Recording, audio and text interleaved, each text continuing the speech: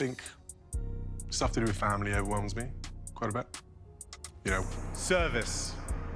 My father's first words on entering Westminster Abbey. a world and a job that actually does impact people's lives for the best. Prince Harry is literally on a plane, racing straight to the UK. And let me tell you, this isn't some sweet family tea and biscuits kind of trip.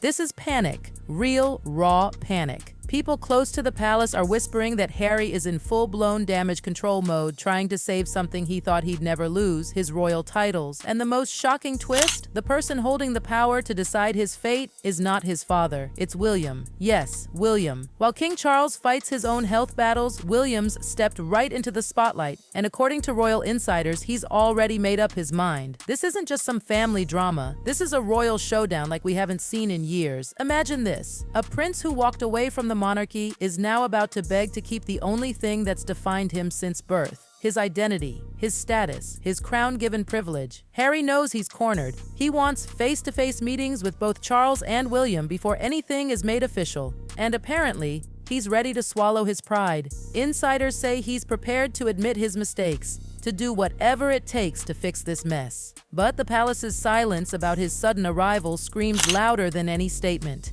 It's like an icy royal wall is waiting for him. The question isn't how fast Harry can get to London. The question is whether anything he says will even matter when he gets there. Listen, friend, I absolutely agree. I absolutely agree this article screams William. The whole calling Harry dramatic, saying... Before we get into William's real plan and what Meghan's been stirring behind the scenes, just buckle up, because this is about to get explosive. To really understand why Harry's spiraling, we need to go behind palace walls. Everything shifted when King Charles's health took a turn. What most people don't know is that this single development flipped the royal power structure upside down. Breaking right now, the British royal family mired in one of its biggest crises in history. Palace insiders are calling this a pre-succession period. That's code for one thing. William is running the show. Every move, every decision, every carefully crafted step, it's all William now. Charles was always the soft heart, the father clinging to hope, the man who desperately believed in family healing no matter how deep the wounds. For years, he tried to hold his sons together. He believed forgiveness could fix anything. Oh, I welcome you to this, your channel. And I am happy. I am pleased to share with you. But his illness? It opened the door for William. And William didn't just walk through, he marched in.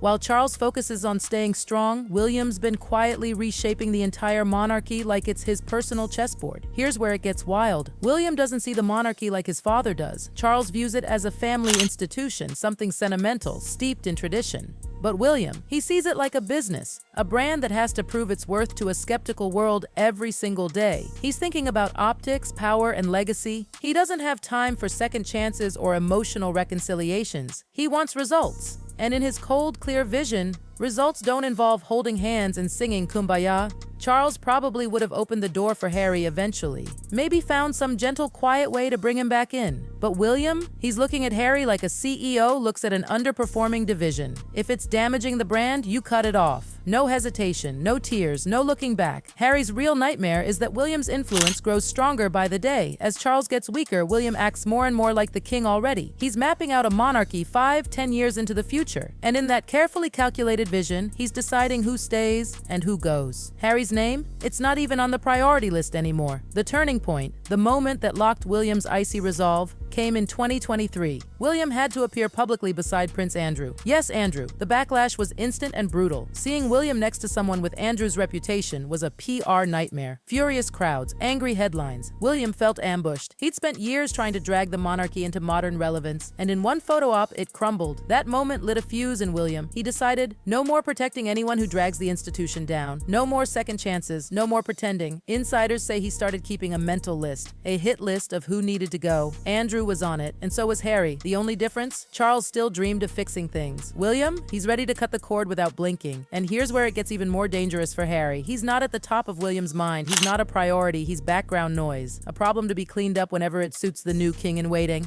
And Meghan? Oh, she's on that list too. A poll just dropped showing nearly half the British public sees Meghan Markle as more damaging to the royal image than Prince Andrew. Let that sink in for a second. Andrew, one of the most controversial figures in royal history.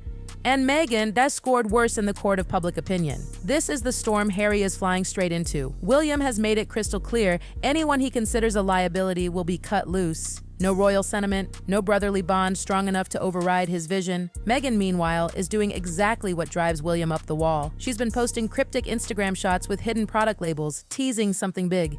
Beauty insiders know what that means. She's gearing up to launch a cosmetics line, and the thing fueling her entire strategy? That royal title. This isn't a random influencer hustle. Meghan's following a billion-dollar playbook, the same formula Kylie Jenner and Rihanna used. Build hype, tease the mystery, drop the brand.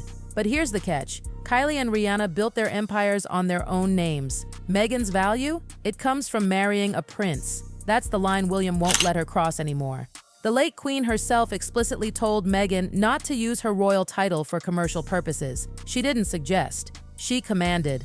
And Meghan? She ignored it. She's meeting Vogue editors, working her angles, flaunting the royal connection to boost her beauty empire. And William's watching every move like a hawk. Every hidden lipstick photo, every curated mystery post, every carefully placed fashion meeting. It's more proof in William's mind that this can't go on. This isn't about makeup, it's about power, about what the royal name stands for, and who's allowed to profit from it. And William's made up his mind. Meanwhile, Harry's caught in the middle of a no-win storm.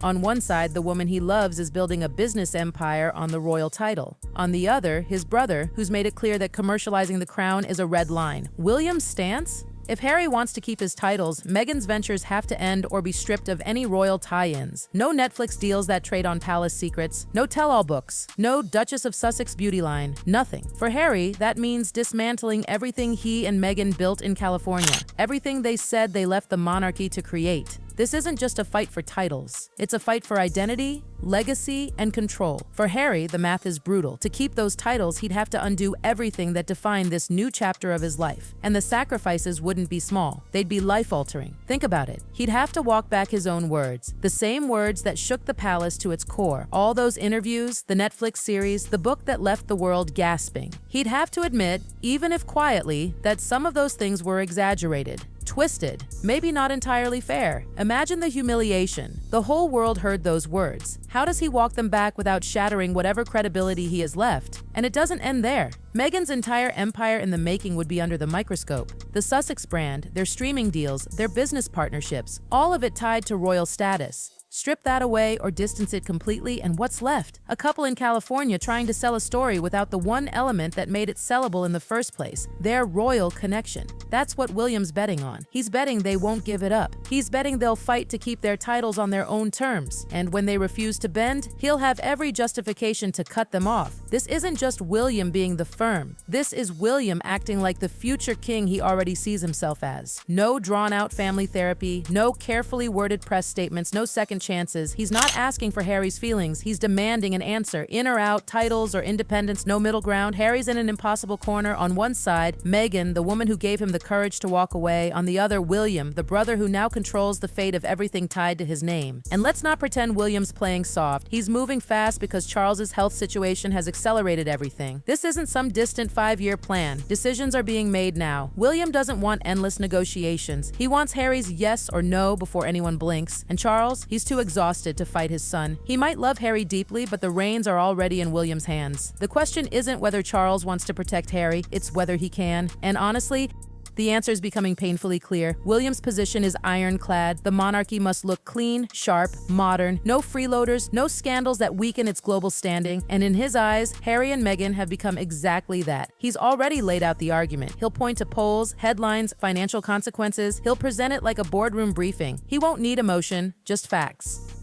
Charles, already drained, might listen. He might hope for a miracle. But deep down, he knows William's already decided. And Harry, he's running out of both time and leverage. If Harry loses this battle, the fallout will be devastating. No titles means no Duke and Duchess of Sussex, just Harry and Meghan Windsor. Their kids would lose their royal styling. Their security arrangements could shift overnight. Their multi-million-dollar deals might not look so sweet without the royal sheen. The titles aren't just shiny labels, they're currency. currency, their power. They're the difference between being a headline and being forgotten in the celebrity noise. William knows this, Harry knows this, Meghan definitely knows this, and then there's the public. Oh, the public. It's not what it was in 2020 when Harry and Meghan left. Back then, there was sympathy, curiosity, fascination. Now, a lot of people are just tired. Tired of the endless drama. Tired of the interviews. Tired of the headlines about Sussex versus the Crown. William's timing couldn't be more ruthless or more strategic. Public opinion is tilting in his favor. People want a stable monarchy, not a soap opera. So when William makes his move, he knows the world won't be crying for Harry. They'll shrug and move on. That's the real danger. Not outrage, but apathy. And reconciliation? It's not some warm hug by a fireplace. It would look like Harry crawling back under strict conditions. He'd have to prove loyalty over and over again. William would set the terms, Harry would follow them. One wrong move and the axe falls. Does Harry really want to live like that? With his every word and step measured against William's expectations? And even if he did agree to all of it, would William ever truly trust him again?